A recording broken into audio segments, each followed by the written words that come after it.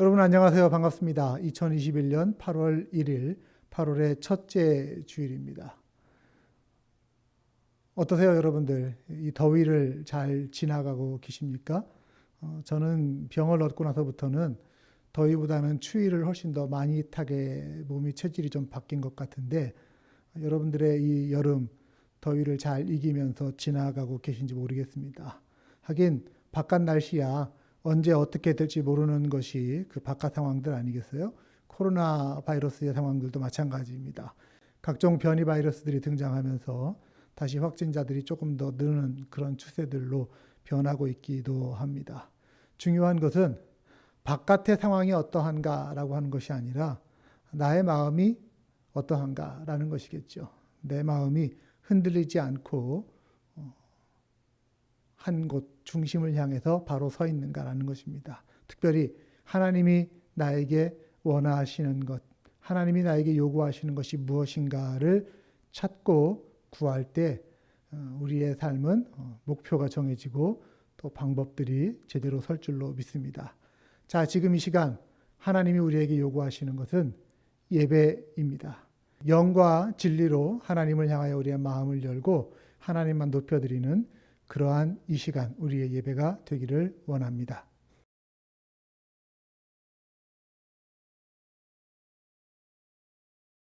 우리가 믿는 하나님은 누구입니까? 나는 전능하신 아버지 하나님, 천지의 창조주를 믿습니다. 우리가 믿는 예수 그리스도는 어떤 분입니까? 나는 그의 유일하신 아들, 우리 주 예수 그리스도를 믿습니다.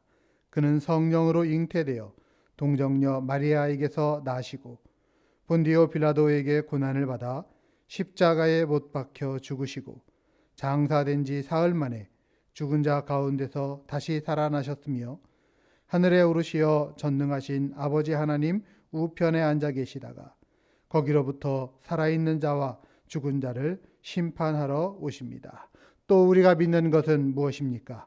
나는 성령을 믿으며 거룩한 공교회와 성도의 교제와 죄를 용서받는 것과 몸의 부활과 영생을 믿습니다. 아멘.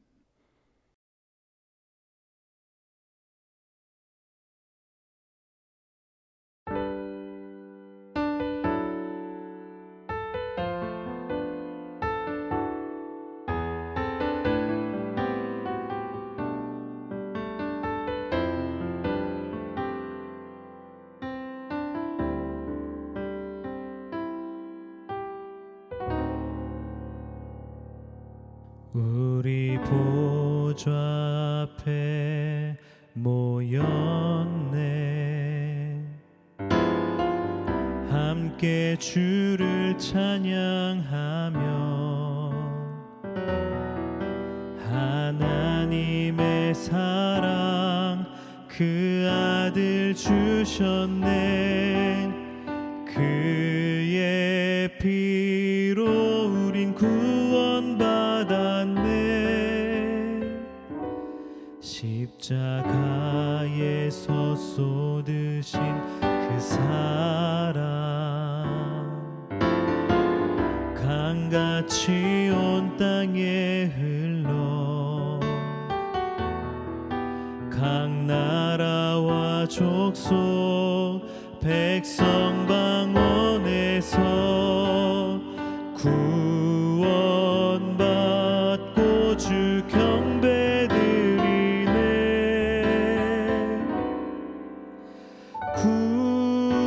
구원하심이 보좌에 앉으신 우리 하나님과 어린 양께 있도다.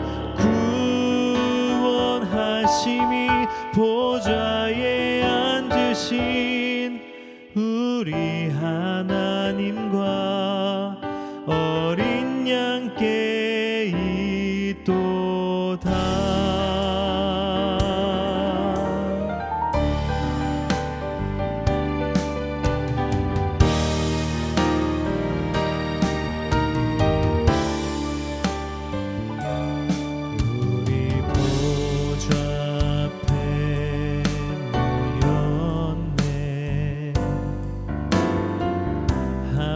함께 주를 찬양하며 하나님의 사랑 그 아들 주셨네. 그의 피로 우린 구원받았네. 십자가에서 쏟으신 그 사랑 강같이 온 땅에 흘러 각 나라와 족속 백성 방언에서 구원받고 주 경배드리네.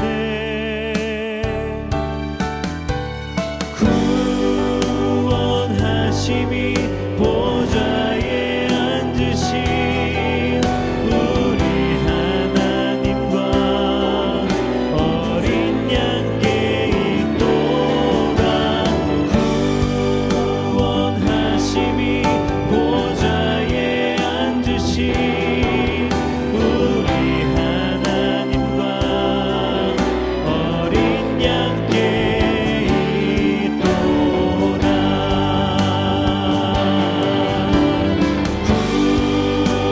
구원하심이 보좌에 앉으신 우리 하나님과 어린 양께 있도다.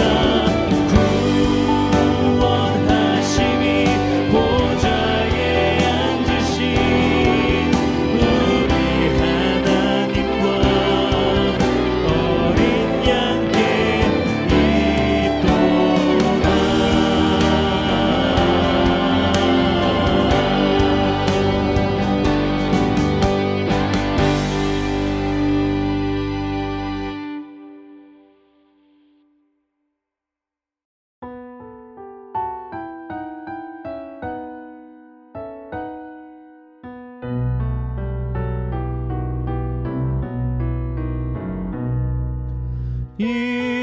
인내하신 구세주여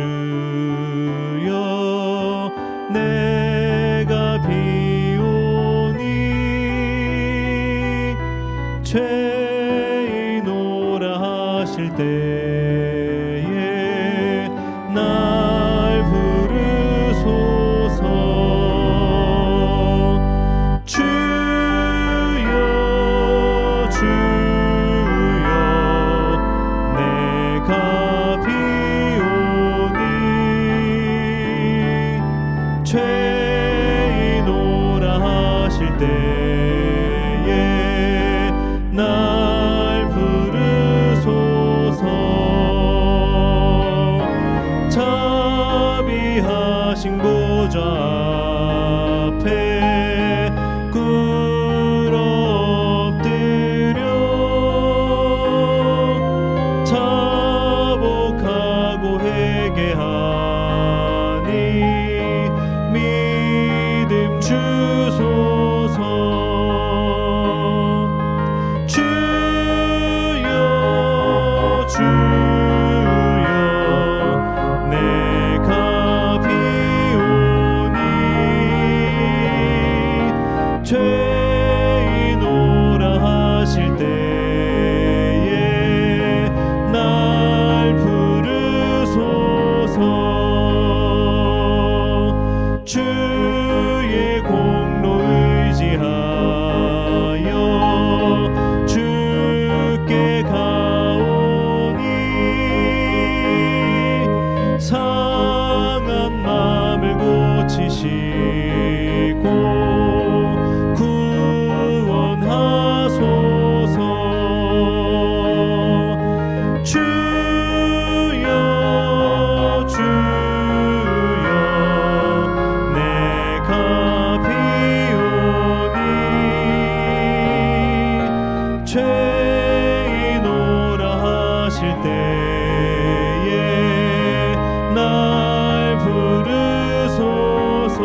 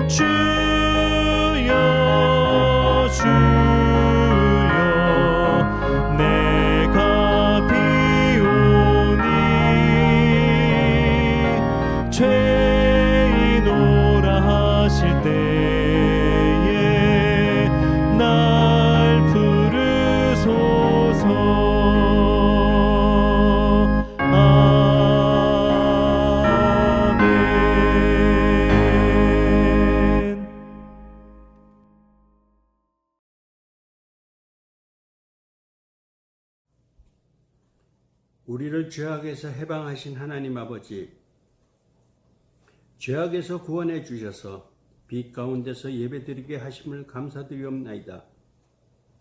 우리는 연약하나 오직 예수 그리스도를 의지하며 나아가오니 받아주시옵소서. 또한 우리가 드리는 이 예배가 영적으로 드리는 산제사가 되게 하여 주시옵시고 모든 영광과 찬양을 받아주시옵소서. 8월은 저희 한민족이 일제 압박에서 해방된 달입니다. 저희 민족을 사랑하시는 하나님의 섭리인 줄 믿사오니 깨닫게 하사 하나님을 온전히 섬기는 민족이 되게 하여 주시옵소서. 저희 조국의 위정자들을 붙잡아 주시고 올바른 지도력을 펼치게 인도하여 주시옵소서. 또한 목회자들에게도 지혜와 지식과 능력과 권세를 주사 주님의 사역을 감당하기에 부족함 없게 하시고 저희 조국이 황무함에서 벗어나 정의와 진리와 공의와 사랑이 충만한 민족이 되게 하여 주시옵소서. 또한 저희 백성에게 겸손하고 정직하며 용서하는 마음을 주사 사랑으로 하나 되게 하시고 하나님 앞에서 올바른 민족이 되게 하여 주시옵소서. 또한 저희 모두가 이 시대에 쓰임받기를 원하옵나이다. 우리의 모든 삶이 주님의 뜻에 합당하고 주님의 영광만 나타나기를 원하옵나이다. 주님의 말씀과 사랑하심을 깨달아 복음 안에서 기쁨으로 살게 하시옵시고 모든 성도들에게 허락하신 사명을 잘 감당할 수 있는 미움을 허락하여 주시옵소서. 맡은 자에 구할 것은 충성이라 하였사오니 믿음으로 행하고 믿음으로 시도하여 좋은 결과를 얻게 하여 주시옵소서.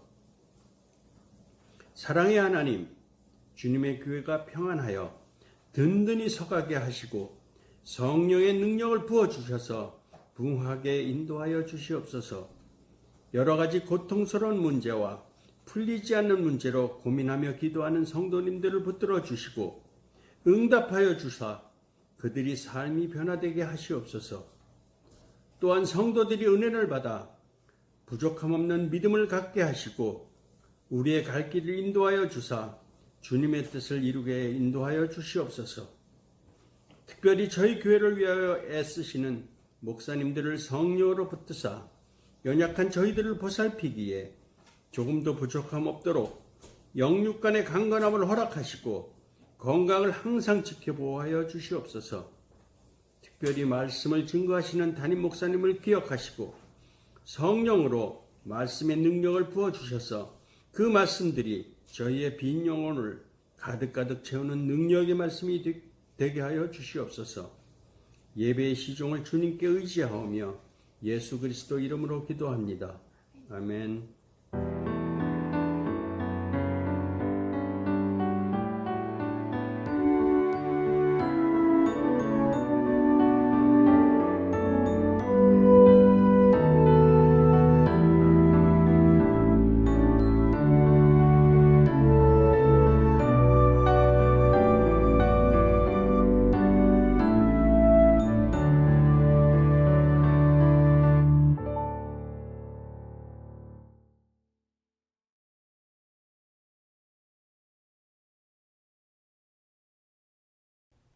교회 소식 알려드립니다. 오늘 교회력으로 성령 강림 후 오순절 후 연중 주간들이 계속해서 이어지고 있습니다.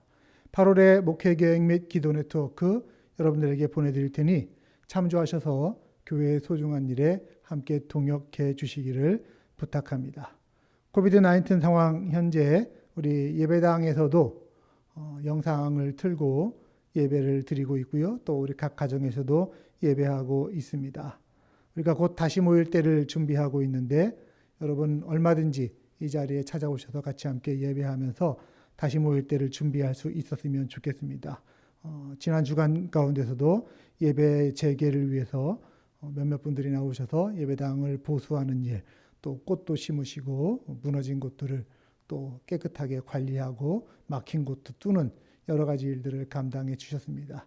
이러한 마음과 정성들이 하나하나 모여지면서 진정 우리의 예배가 온전히 회복되고 다시 또 시작될 수 있기를 원합니다. 그때까지는 개인적으로나 가정적으로 얼마든지 또 예배당 오셔서 예배하시는 일에, 기도하시는 일에, 봉사와 행정 관리의 용도로 또 헌금 드롭하시는 일에 사용하실 수가 있습니다. 줌 어플리케이션을 통해서 수요일 날 오전 10시 30분 온라인 성경 읽기 모임이 진행되고 있습니다. 할 수 있으면 여러분들 함께 참여하셔서 우리 하나님의 말씀을 읽으면서 마음과 생각들을 나누는 시간 교제하기를 원합니다. 어려운 중에도 하나님을 향한 물질의 신앙 고백 들으시는 모든 여러분들에게 감사드립니다. 우리의 헌금을 통해 하나님이 기뻐하시는 일들이 또 복음 전파가 그리고 또 교회가 필요한 일들 잘 감당할 수 있도록 하나님께서 필요한 것들 부어주실 수 있기를 원합니다. 네, 우리 7월 한 달 동안 교회학교 여름성경학교가 잘 진행되어졌습니다. 참가한 우리 어린이들뿐만 아니라 교사 선생님들, 봉사자분들 모두 수고하셨고요. 네, 우리 어린 자녀들 방학 중에도 건강하고 보람차게 주님과 함께 동행할 수 있도록 가정에서도 함께 신앙적으로 잘 양육해 주시기를 부탁합니다. 육신적으로 연약한 분들을 위해서 기도해 주시기를 바라고 또한 같이 함께 오랜 기간 동안 얼굴 보지 못한 분들도 계신데 전화라든지 여러 가지 방법들을 통해서 서로 함께 소통하며 곧 만날 때를 준비할 수 있는 저희가 되기를 원합니다. 다른 광고들은 주보를 참조하시면 되겠습니다.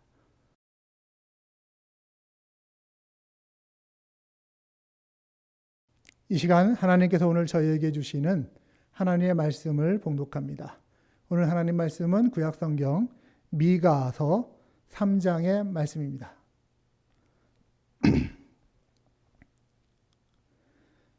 미가서 3장 9절부터 12절까지의 말씀을 우리를 향하신 하나님의 말씀으로 저와 여러분이 한 절씩 번갈아 읽도록 하겠습니다. 9절입니다. 야곱 집의 지도자들아, 이스라엘 집의 지도자들아, 곧 정의를 미워하고 올바른 것을 모두 그릇되게 하는 자들아, 나의 말을 들으라. 너희는 백성을 죽이고서 그 위에 시온을 세우고 죄악으로 터를 닦고서 그 위에 예루살렘을 세웠다. 이 도성의 지도자들은 뇌물을 받고서야 다스리며 제사장들은 삭슬 받고서야 율법을 가르치며 예언자들은 돈을 받고서야 계시를 밝힌다. 그러면서도 이런 자들은 하나같이 주님께서 자기들과 함께 계신다고 큰 소리를 친다. 주님께서 우리와 함께 계시니 우리에게 재앙이 닥치지 않는다고 말한다. 그러므로 바로 너희 때문에 시온이 밭갈듯 뒤엎어질 것이며 예루살렘이 폐허더미가 되고 성전이 서 있는 이 산은 수풀만이 무성한 언덕이 되고 말 것이다. 아멘. 하나님의 말씀입니다.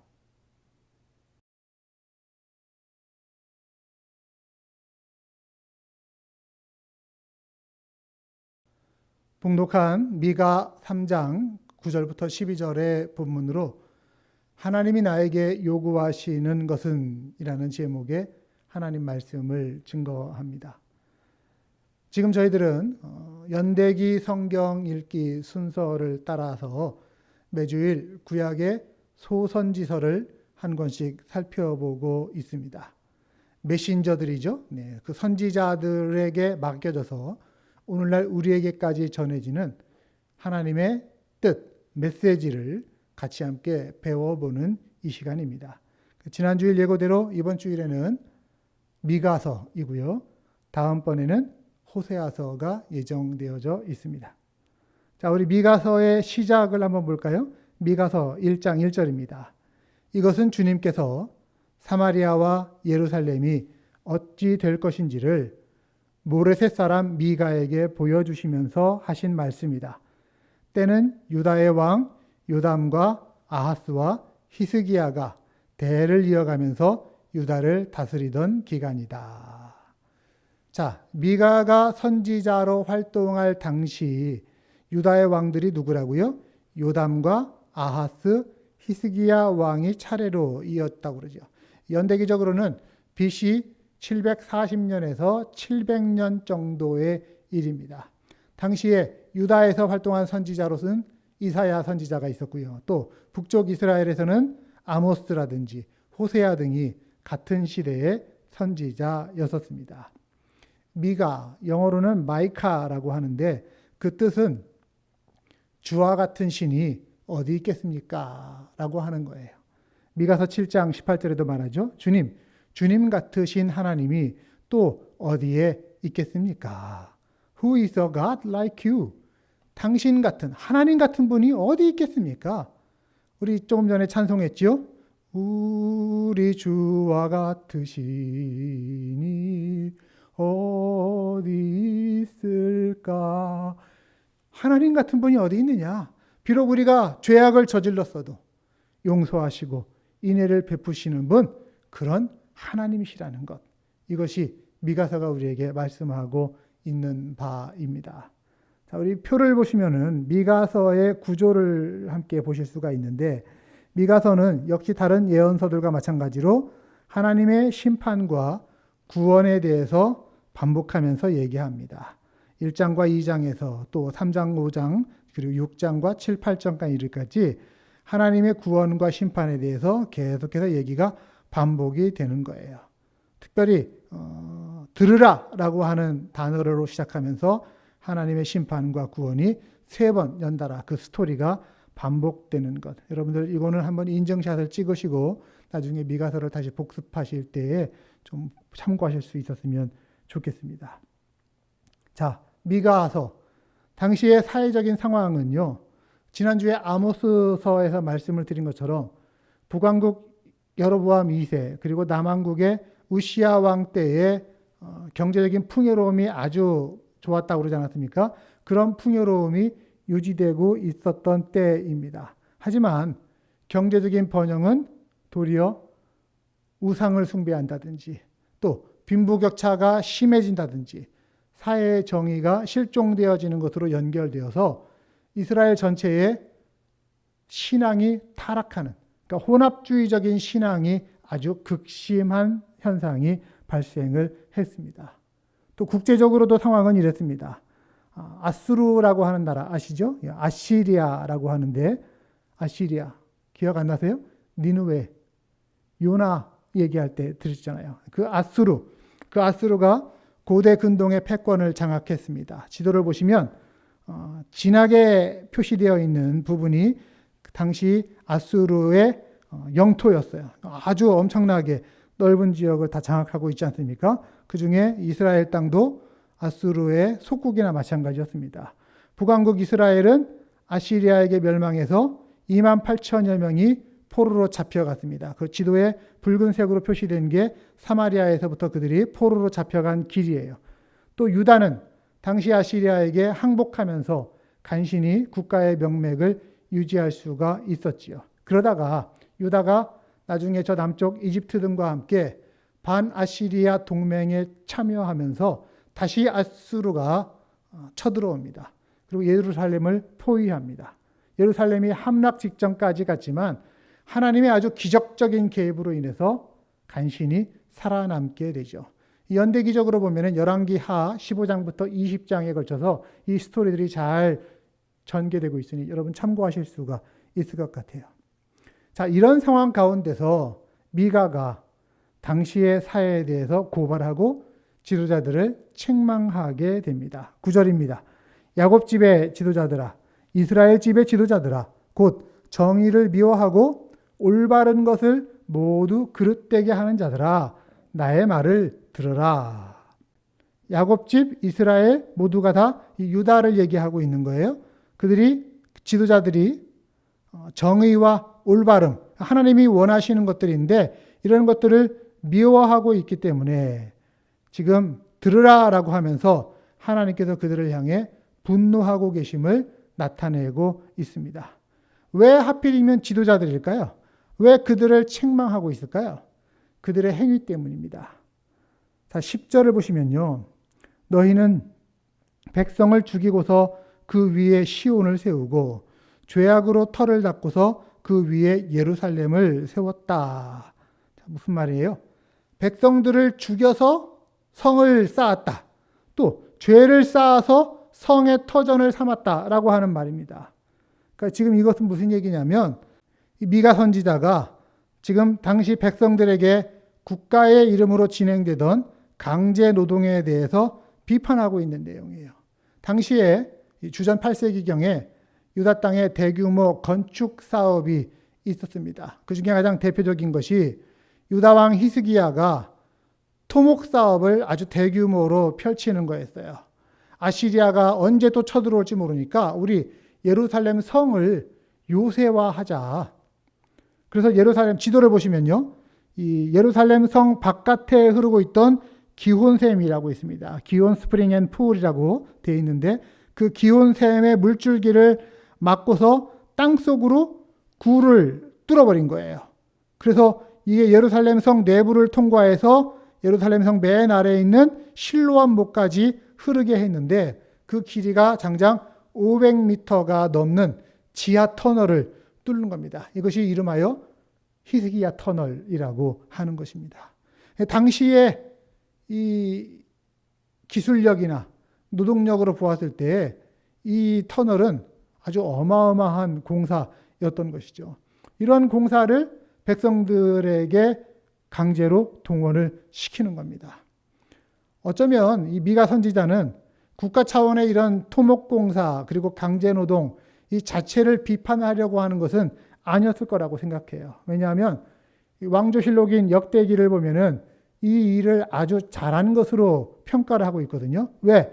전쟁이 나고 적들이 예루살렘 성을 포위하면 당장에 급한 것이 물인데 이 물 문제를 히스기야 터널을 통해 해결했기 때문입니다. 그런데 선지자 미가의 눈에는 이런 히스기야 터널의 업적보다 이 일의 진행 방식이 더 마음에 쓰였습니다.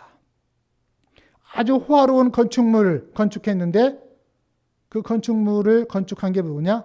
백성들의 피, 지도자들의 죄악으로 건축되었다라는 것. 온갖 불법과 잔인함으로 행해지는 건축이었다라는 것. 그래서 그로 인해서 백성들이 부상당하고 죽임당하는 일이 아주 허다하게 벌어졌다라는 것. 여기에 미가 선지자는 더 주목을 하고 있는 거예요. 여러분 어떤 일이든지요. 그 양면성이라는 것입니다. 왜 동전의 양면처럼 양면성. 어떤 힘과 권력의 중심부에 있는 사람들은 이 예루살렘 한복판을 흐르는 마르지 않는 물줄기를 바라보면서 대단한 업적이다 흐뭇해하지만 그러나 미가 선지자의 눈은 어떻다고요? 그 웅장한 건축물 업적 뒤에 무슨 일이 있었는가? 그 건축물을 만들 때 얼마나 많은 사람들이 희생되어야 했는지 불편한 진실에 더 마음이 가는 겁니다.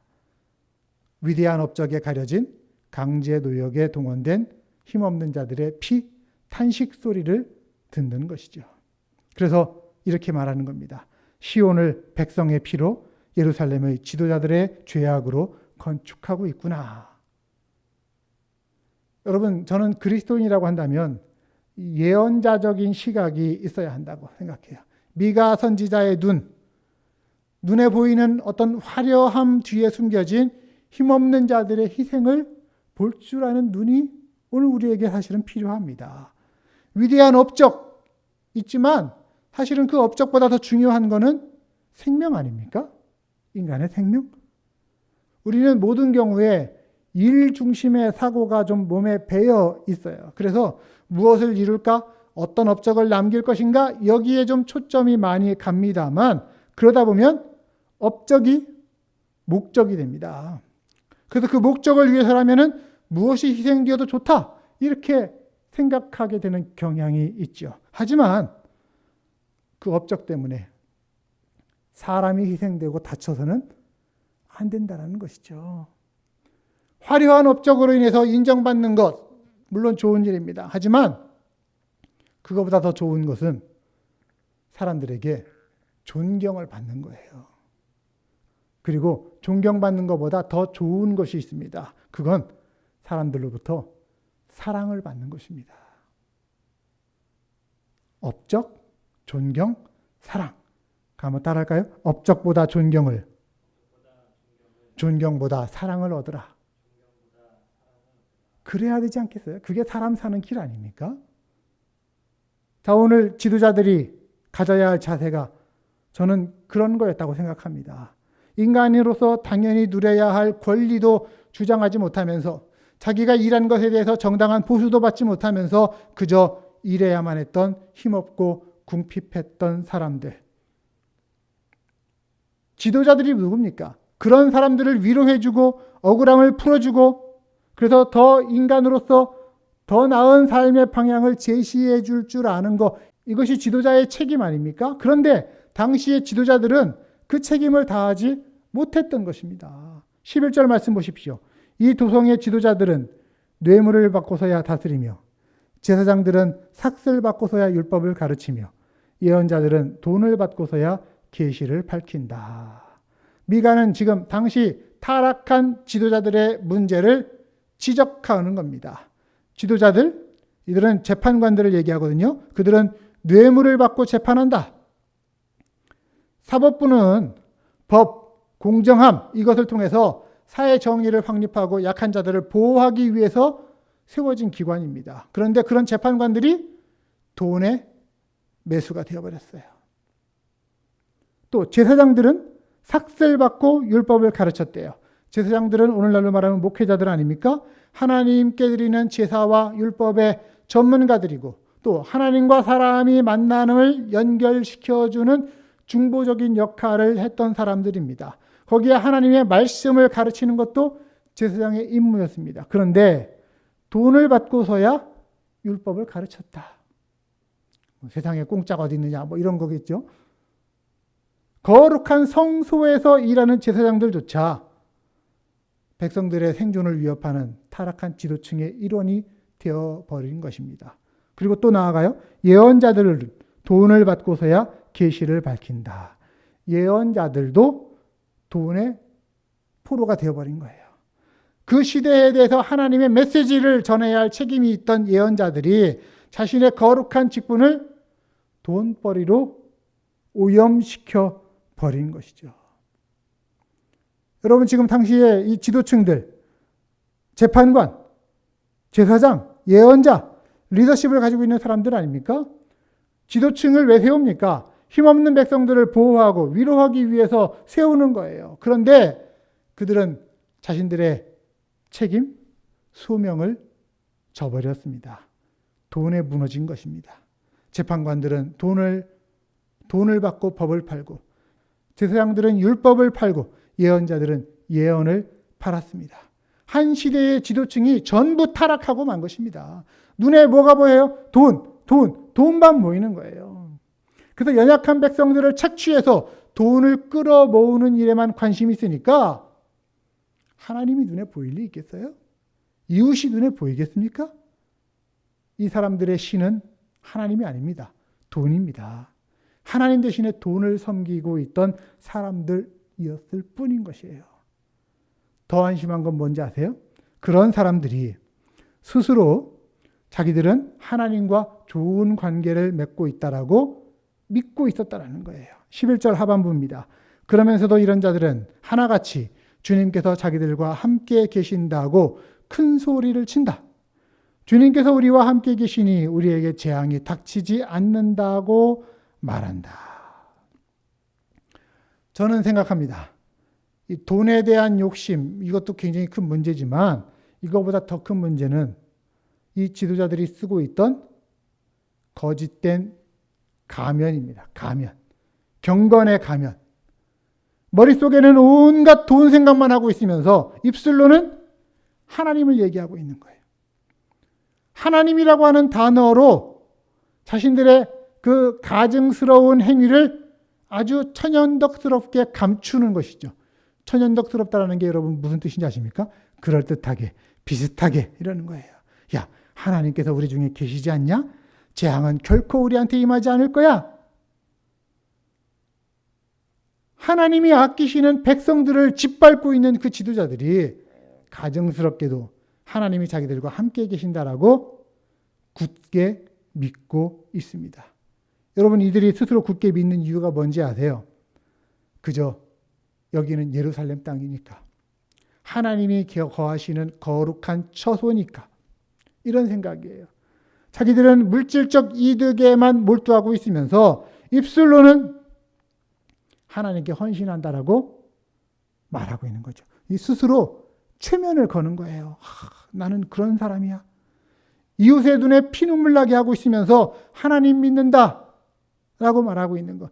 이거는 거짓된 가면을 쓰고 있는 것입니다. 이 사람들은요, 하나님에 대한 이해가 아주 제멋대로예요. 실제로는 하나님과 아무런 관계가 없으면서 그 하나님을 자기 목적대로 조종해서 이용하려고 하는 그런 태도. 사실은 이게 죄의 본질 중에 하나 아닙니까? 이런 삶을 살고 있는 겁니다. 하나님이 말씀하신 계명 철저하게 무시하고 안 지키면서 하나님이 우리와 함께 계시다. 하나님의 도우심, 보호를 기대하는 것. 여러분, 이 믿음이 이게 진짜 믿음일까요? 그냥 입으로 믿습니다. 믿습니다. 이러면 되는 겁니까? 이거는 거짓된 경건입니다. 이 신앙은 가짜 신앙이에요. 미가 선지자는 지금 그것을 지적하는 것입니다. 그래서 이런 지도자들의 거짓된 경건의 정체에 대해서 분명히 언급합니다. 12절 말씀 보십시오. 그러므로 바로 너희 때문에 시온이 밭갈듯 뒤엎어질 것이며 예루살렘이 폐허더미가 되고 성전이 서 있는 이 산은 수풀만이 무성한 언덕이 되고 말 것이다. 여러분 성경 가지고 계실 때 지금 요 구절에 밑줄 치세요. 그러므로 바로 너희 때문에 밑줄 쫙 바로 너희 때문에 유다가 멸망하리라. 너희는 누굽니까? 불의하고 가짜 신앙을 가진 지도자들을 말하는 것이에요. 너희 때문에 예루살렘 성전이 멸망당할 것이다. 미가 선지자가요, 구약 성경에서 처음으로 하나님 임재의 상징인 예루살렘 성전이 멸망하리라고 예언했던 선지자입니다. 왜? 무엇 때문에? 너희 때문에. 입술로만 경건하게 하나님 믿는다라고 하는 그런 너희 때문에, 하나님 세우신 법을 철저하게 자기에게만 유리하게 악용하는 그런 너희들 때문에, 하나님이 자기한테 준 소명과 책임은 잊어버리고 오직 자기 배를 채우는데 급급한 너희 때문에, 스스로 종교적인 최면에 걸려서 하나님이 함께 계신다라고 착각하는 그런 너희 때문에 예루살렘 성전은 무너질 거다. 예루살렘 성은 폐허더미, 쓰레기가 될 것이다.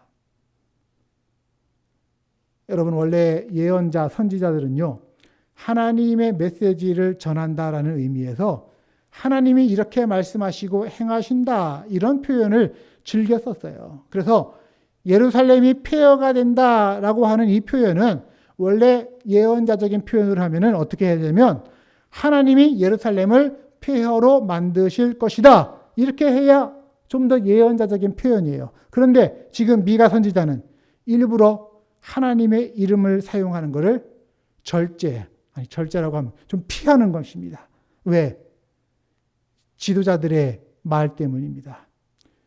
지도자들이 입만 열었다 하면 하나님의 이름을 들먹이는 그런 위선적인 지도자들의 말 표현 때문에 미가 선지자는 반대로 하나님의 이름을 언급하지 않는 거예요.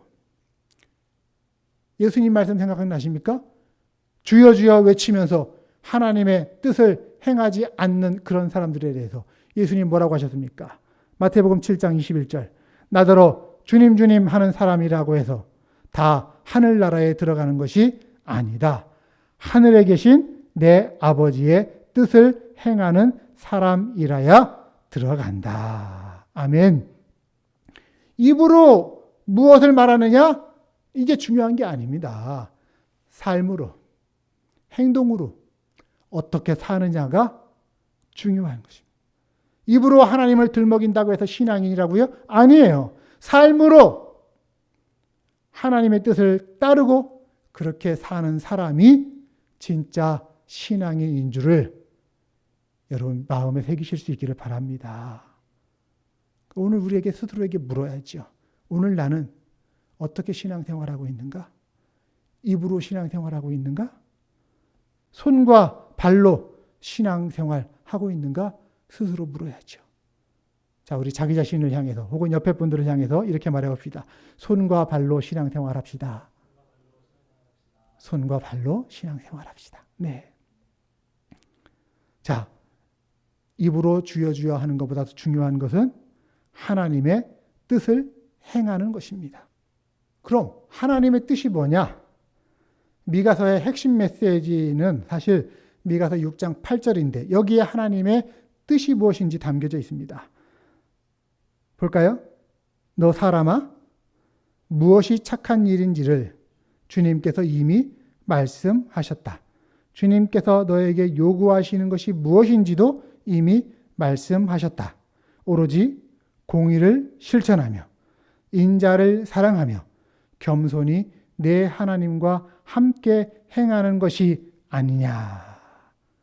여러분, 이 미가서 6장 8절이 어찌 보면 소예언서 전체의 핵심 메시지라고도 할 수가 있습니다. 미국의 대통령을 역임한 지미 카터 아시죠? 네, 그가 자기가 대통령 취임할 때 미국 대통령들은 왜 성경책에다가 이렇게 손을 얹고서 선서하지 않습니까? 그때 지미 카터가 이 손을 얹었던 구절이 바로 이 미가서 6장 8절이에요. 이 구절에다가 손을 얹은 것으로 유명하죠. 이 구절이 어떻게 나온 거냐면 당시에 그 이스라엘의 예배 의식을 보면요. 예배자가 예배당, 성소로 들어갈 때 성소 앞에서 제사장에게 허락을 받아야 돼요. 제가 성소에 들어가도 되겠습니까? 세상 많이 좋아졌죠. 요즘은 그냥 무작정 아무 준비 없이 막 들어오는데 그게 아니고 허락을 받아야만 들어왔어요. 시편 15편을 보면은 이 장면, 즉 성소에 들어가는 예배자의 자격 여부를 묻고 답하는 장면이 나옵니다. 시편 15편 1절, 주님, 누가 주님의 장막에서 살 수 있겠습니까? 누가 주님의 거룩한 산에 머무를 수 있겠습니까? 하고 물으면 답변하는 거예요. 정직하게 행하고 공의를 실천하고 그 마음의 진실을 말하고 남의 허물을 말하지 않으면서 이런 자는 영원히 흔들리지 아니하리라 하면서 들어가는 걸 허락하는 겁니다. 이런 것처럼 지금 미가서의 핵심 메시지인 이 6장에 보면 6절과 7절이 성소 앞에 서 있는 예배자의 질문입니다. 자, 6절, 7절입니다. 6장 6절, 7절입니다. 내가 주님 앞에 나아갈 때에 높으신 하나님께 예배드릴 때에 무엇을 가지고 가야 합니까? 번제물로 바칠 1년 된 송아지를 가지고 가면 됩니까? 수천 마리의 양이나 수만의 강줄기를 채울 올리브 기름을 드리면 주님께서 기뻐하시겠습니까? 내 허물을 벗겨주시기를 빌면서 내 맏아들이라도 주님께 바쳐야 됩니까? 내 지은 죄를 용서해 주시기를 빌면서 이 몸의 열매를 주님께 바쳐야 됩니까? 지금 예배자가 묻는 거예요. 하나님, 제가 하나님께 송아지로 번제물을 드릴까요? 올리브 기름으로 소제물을 드릴까요? 그것도 아니면 제 허물과 죄를 용서받기 위해서 제 몸이라도 혹은 맏아들이라도 속죄 제물로 바칠까요? 이런 자세 얼마나 중요합니까? 얼마나 좋아요? 그래서 제사장이 그런 자세면 됩니다 하고서 딱 통과를 시켜주는 거거든요. 그런데 갑자기 미가 예언자가 거기에 끼어들어서 제사장을 대신해서 다른 답변을 말하는 거예요. 6장 8절 다시 우리 다 같이 한번 읽어볼까요? 너 사람아, 무엇이 착한 일인지를 주님께서 이미 말씀하셨다. 주님께서 너에게 요구하시는 것이 무엇인지도 이미 말씀하셨다. 오로지 공의를 실천하며 인자를 사랑하며 겸손히 내 하나님과 함께 행하는 것이 아니냐. 자, 지금 예배자가 내가 이렇게 제물들을 많이 준비해 왔습니다 하면은 제사장은 그냥 드려보낼 텐데 미가 선지자는 아니다. 네가 종교의식에 참여한다고 해서 그게 다가 아니다. 각종 제물을 바친다고 해서 하나님 마음을 얻을 거라고 생각하지 마라. 하나님이 진정 원하시는 건 따로 있다. 그러면서 하나님 백성이 진정 따라야 할 의식의 예배가 아닌 삶의 예배를 말하고 있는 겁니다. 그게 뭐예요? 공의를 행하는 것이고 인자를 사랑하는 것이고 하나님과 동행하는 것이다.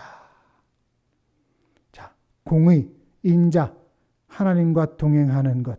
이거는요, 이 각각의 단어들이 뜻하는 바가 깊게 들어갈 수는 없지만 간략하게 표현하면 이런 겁니다.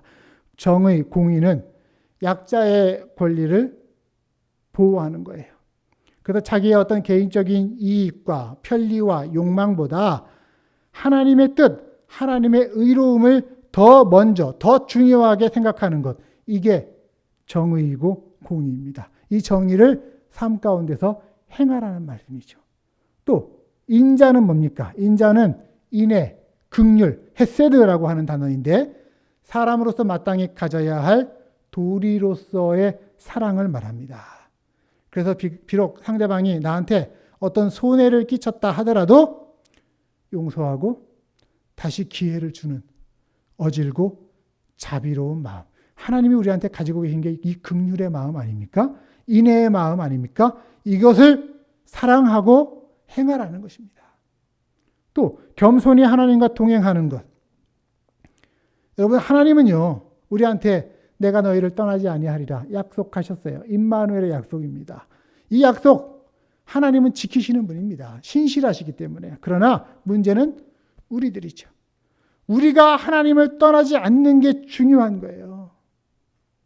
살면서 걱정이 있을 수 있고 근심이 있을 수 있고 염려가 되는 상황 왜 없겠습니까? 그럴지라도 매 순간마다 하나님의 도우심을 구하면서 겸손히 하나님과 함께 하고자 하는 것, 이게 믿음이라는 거예요. 이게 신실함이라는 거예요. 이 믿음을 가지고 겸손히 하나님과 동행하라. 이것이 하나님의 뜻이라고 미가 선지자는 말합니다. 우리가 하나님의 마음을 얻으려면 예배의식 물론 중요하죠. 이거 기본이에요.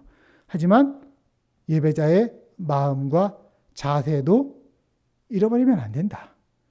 정의를 행하고 인내를 사랑하고 겸손히 하나님과 걸어가는 믿음, 이것이 하나님이 우리에게 요구하시는 것입니다.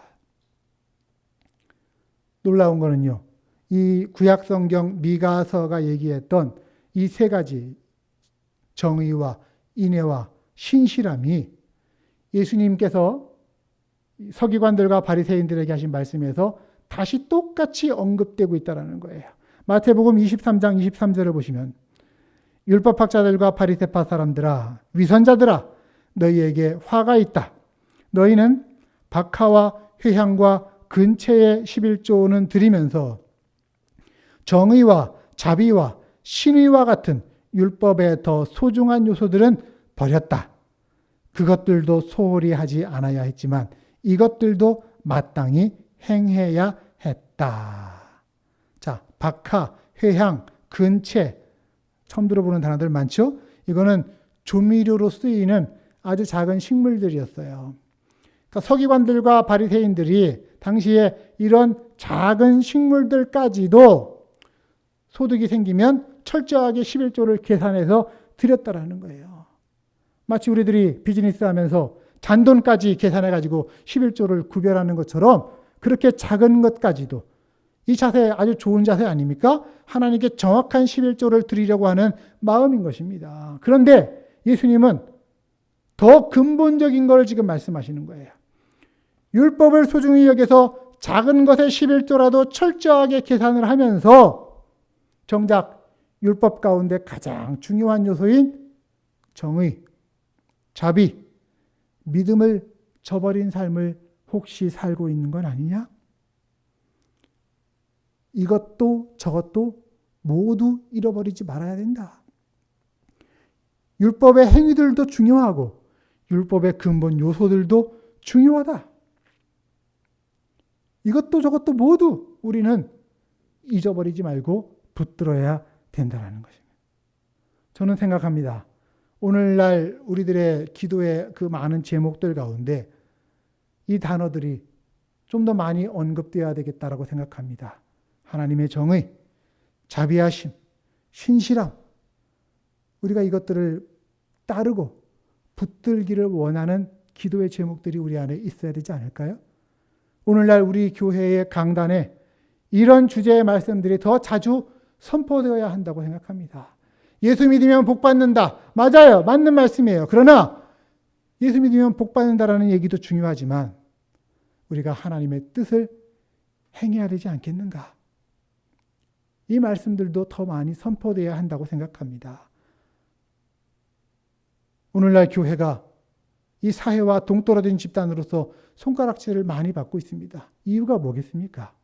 우리가 입으로는 나 구원받았어, 그러니까 너희들도 이 구원받아라 하면서 외치지만 정작 구원받은 자의 삶이 어떤 것인지 우리 삶으로 보여주지 못하고 있기 때문에 오늘날 교회가 우리의 신앙이 힘이 없는 것처럼 보이는 거예요. 우리의 삶에서 정의가 드러나고 인자하심이 나타나고 신실하심이 나타날 때, 구원받은 삶이라는 것이 바로 저런 것이구나, 이렇게 좋은 거구나 하면서 사람들이 찾아올 수 있게 되지 않을까요? 우리 하나님의 사람들의 삶 가운데 반드시 회복되어야 될 삶의 내용이 바로 이것이라고 봅니다. 하나님의 정의, 긍휼, 신실함이 우리의 삶에 나타나는 것입니다. 부디 여러분의 삶 가운데도 하나님이 요구하시는 것, 정의를 행하고 인자를 사랑하고 인애를 사랑하고 하나님과 겸손히 동행하는 신실함이 있기를 주님의 이름으로 축복합니다. 자, 말씀 마무리합니다. 미가 선지자가 말씀을 선포하던 당시 이스라엘의 또 유다의 영적인 사회적인 상황은 한마디로 최악이었습니다. 그런데도 사람들은 그저 제사만 드리면, 예물만 바치면, 그런 종교적인 활동에만 열심을 내면 하나님이 결코 자신을 심판하지 않으리라 확신했었습니다. 그러나 하나님께서는 다르게 보신다는 거죠. 종교적인 활동만으로 사람을 판단하시지 않습니다. 사람의 마음 중심에 있는 그 실제 삶의 모습도 하나님은 눈여겨보십니다. 우리가 제 아무리 율법의 내용을 다 지키는 그런 종교적인 활동을 한다고 해도 정의와 인애와 신실함을 떠난 삶이라면 하나님께 인정받지 못합니다. 오늘 미가 선지자의 기록을 보면서 깨어있는 하나님의 백성의 영성이 어떤 것인지 그것을 좀 생각하게 됩니다. 깨어있는 하나님의 백성이 가져야 할 영적인 생각이 무엇이냐? 그거는 힘없는 사람들, 또 가진 것이 없어서 약한 사람들, 살기 위해 몸부림치는 그들의 부르짖음에 우리가 조금 더 세심하게, 민감하게 반응하는 겁니다. 미가 선지자가 그 화려한 업적의 겉모습에 현혹되지 않고 그 뒤에 숨겨진 백성들의 신음소리, 탄식소리를 들었던 것은 깨어있는 영성을 소유했었기 때문입니다. 우리가 하나님의 사람이라면 그런 소외된 곳, 낮고 어두운 곳에서 흐느끼는 사람들의 신음소리를 함께 들을 수 있어야 되고 그들과 함께 울 수 있어야 되고 그들을 부둥켜 안아줄 수 있어야 될 것입니다. 왜 그럴까요? 예수님께서 그렇게 하셨기 때문이에요. 예수님의 마음이 그들을 향해서 항상 열려 있었고 깨어 있었고 그들과 늘 가까이 하고 계셨기 때문입니다. 세상에 버려졌던 사람들, 세상 사람들이 버린 사람들, 세상의 경쟁에서 낙오됐던 사람들, 예수님의 마음은 언제나 그곳에 함께 계셨습니다. 우리가 예수님의 제자라고 하면서 높고 화려한 곳만을 바라보다가는 나도 모르는 사이에 이 세상에 무자비하고 이기적인 그 업적에 달리기에 정신 못 차리고 함께 뛰고 있을지도 모릅니다. 여러분, 오늘날 우리들의 형편이 사실 그런 대로 먹고 살만하지 않습니까? 우리의 삶의 형편이 하나님께서 그래도 이만큼이라도 채워주신 덕분에 먹고 살만하게 되지 않았습니까? 그러면 그럴수록 더 우리는 낮은 곳에 관심을 가져야 될 것입니다. 왜? 주님의 마음이 그곳에 있기 때문입니다. 하나님의 마음, 하나님의 눈길이 어디에 있는지 우리 기억합시다. 하나님 마음이 있는 자들에게 우리도 함께 좀 마음을 같이 합시다. 하나님이 눈길을 두신 곳에 우리도 같이 시선을 모읍시다. 오늘 이스라엘의 지도자들은 너희 때문에 예루살렘 성이 무너질 것이다 라고 하는 심판의 선언을 들었습니다. 우리가 혹시라도 너희 때문에 공동체의 심판과 멸망이 될 것이다 라고 하는 그 원인이 되어서는 안 되지 않겠습니까? 너희 때문에 멸망당한다. 얼마나 아찔한 말씀이에요. 그보다는 반대로 너희 때문에, 우리 때문에 하나님의 구원이, 하나님의 회복이 시작되었다. 너희 때문에 복음이 전달되었다. 너희 때문에 구원이 임했다. 너희 때문에 생명이 회복되었다. 이런 소리를 들을 수 있기를 저는 간절히 원합니다. 그러기 위해 오늘 하나님이 우리에게 요구하시는 것 다 함께 듣지 않았어요? 그 삶을 우리가 살아가는 거예요. 정의와 인애와 신실함으로 살아가서 우리 때문에 세상이 구원받고 우리 때문에 생명이 회복되어지는 그런 놀라운 하나님 백성의 능력이 저와 여러분 우리의 삶에 나타나기를 간절히 축복합니다. 기도하도록 하겠습니다. 하나님이 우리에게 원하시는 것, 하나님의 정의, 하나님의 긍휼, 하나님을 향한 신실한 믿음인 것을 저희들 오늘 같이 함께 배웠습니다. 하나님 백성된 우리들이 하나님이 우리에게 원하시는 이 삶을 입술로서가 아니라 삶으로서 살기를 원합니다. 입으로 주여 주여 하는 삶이 아니라 손과 발로서 하나님의 뜻을 이루어 드리며 살기를 원합니다. 그런 우리를 통해 너희 때문에 하나님의 구원이, 하나님의 회복이 이루어졌다라고 하나님께 칭찬 듣는 하나님 백성들 되기를 원하오니 성령님 우리의 마음과 생각을 지키시고 손과 발을 주장하시며 하나님 뜻 가운데로 인도하옵소서. 예수님 이름으로 기도합니다. 아멘.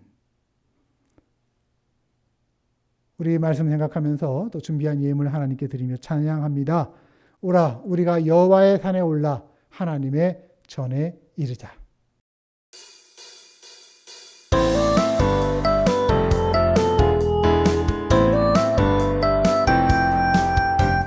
오라 우리가 여호와의 산에 올라 하나님의 전에 이르자.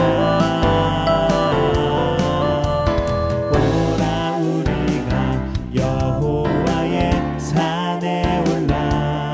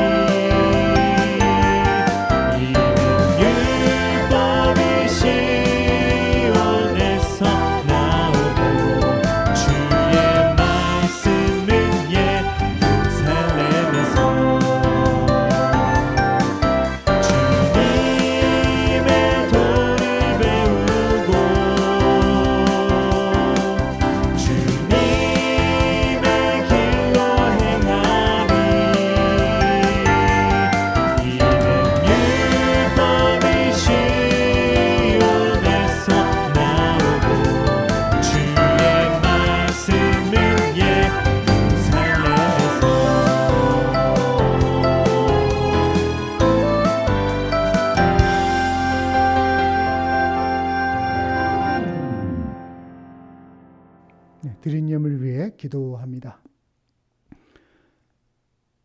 고마우신 아버지 하나님, 참 감사합니다. 어제나 오늘이나 아니 내일도 영원토록 우리와 함께 계시며 우리를 하나님의 뜻 가운데로 인도해 주시겠다라고 하는 그 하나님의 약속의 신실함을 저희들은 믿습니다.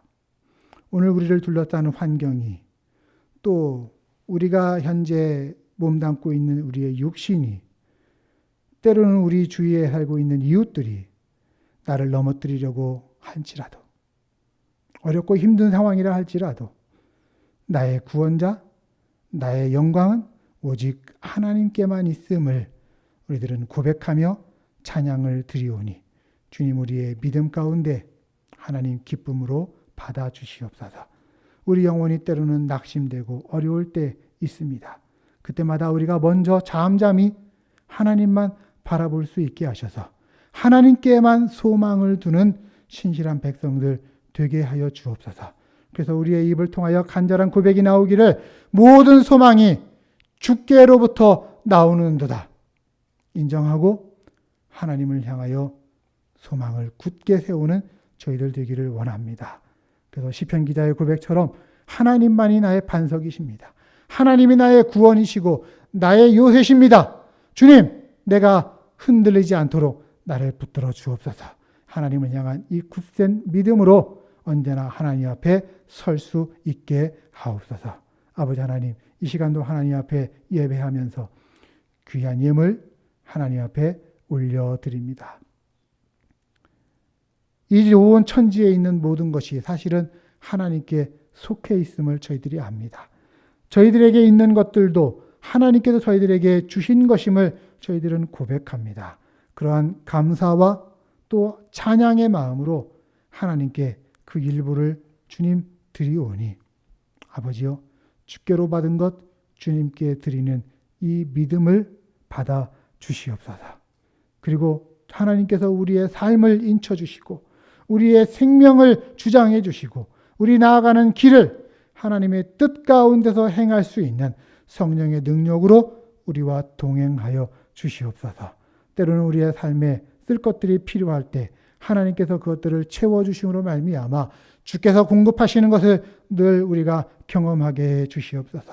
때로는 물질 때문에 곤란을 겪을 수 있습니다. 그때마다 하나님 위로해 주시고, 물질 때문에 아픔 겪지 않도록 하나님께서 상황을 인도해 주시며, 물질 때문에 우리의 선한 양심 팔지 아니하도록 믿음으로 지켜주시옵시고, 오히려 어려운 환경들을 통해서 도우시는 하나님 경험하고, 나는 물질에 속한 자가 아니라 하나님께 속한 자임을 늘 고백하며 그 모든 조건들을 이겨나갈 수 있는 저희들 되게 하여 주시옵소서. 오늘 우리가 드린 이 귀한 헌물들이 우리 교회 공동체를 더 든든히 세워가면서 하나님 우리에게 맡기신 일들 더 잘 감당할 수 있기를 원하오니, 하나님 이 물질들을 통해서 하나님 기뻐하시는 일들이 이루어지게 하여 주시옵소서. 하나님 마음이 있는 곳에 이 물질들이 흘러가게 해 주시옵소서. 하나님의 필요가 있는 곳에 이것들이 보내질 수 있도록 주님 인도하여 주시옵소서. 이제는 하나님 백성 된 자들로서 입술의 신앙 고백이 아니라 삶으로서 신앙을 고백하며 진정 하나님이 우리에게 원하시는 하나님의 정의와 인계와 하나님의 정의와 하나님의 인자하심과 하나님을 향한 신실한 믿음으로써 오늘 하루하루를 살아가기를 원하는, 그래서 나 때문에, 우리 때문에, 이 교회 때문에 오늘 하나님의 구원과 회복이 임하였다라고 그런 소리를 듣기를 간절히 소망하는 우리 사랑하는 믿음의 성도들, 피더보로 바울 선교교회 위에 하나님의 임재와 동행을 선언합니다. 여호와께서는 내게 복을 주시고 너를 지키시기를 원하시는 하나님이시며, 여호와께서는 그 얼굴을 내게 비추사 은혜 베푸시기를 원하시는 하나님이시며, 여호와께서는 그 얼굴을 내게로 향하여 드사 평강 주시기를 원하시는 하나님이시니, 주 예수 그리스도의 은혜와 하나님의 사랑하심과 성령의 교통하심이 너희 무리와 함께 있을지어다. 아멘.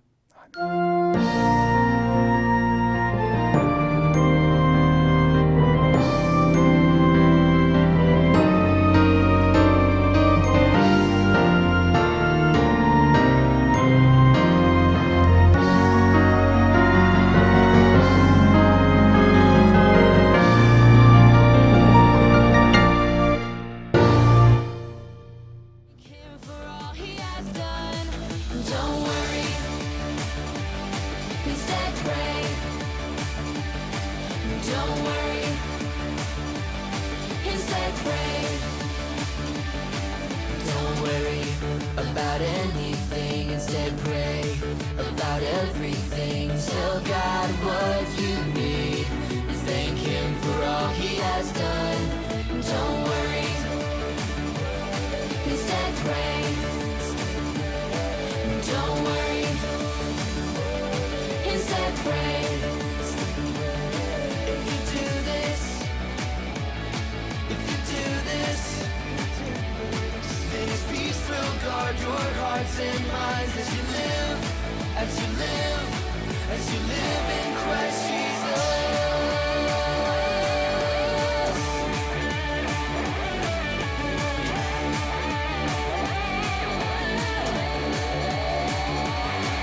Don't worry,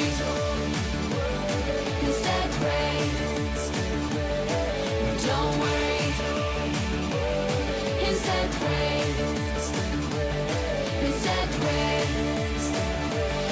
Instead pray.